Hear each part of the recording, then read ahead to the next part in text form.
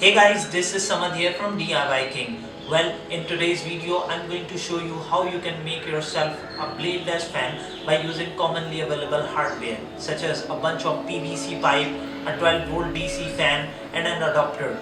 So have a look at how cool this bladeless fan is.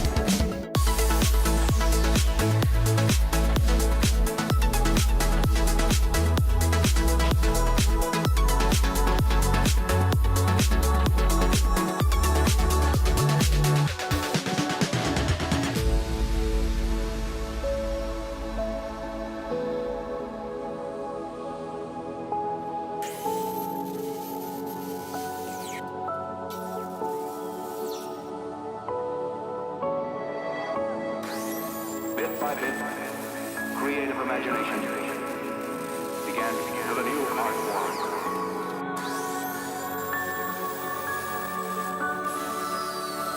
Makes me feel I belong to something.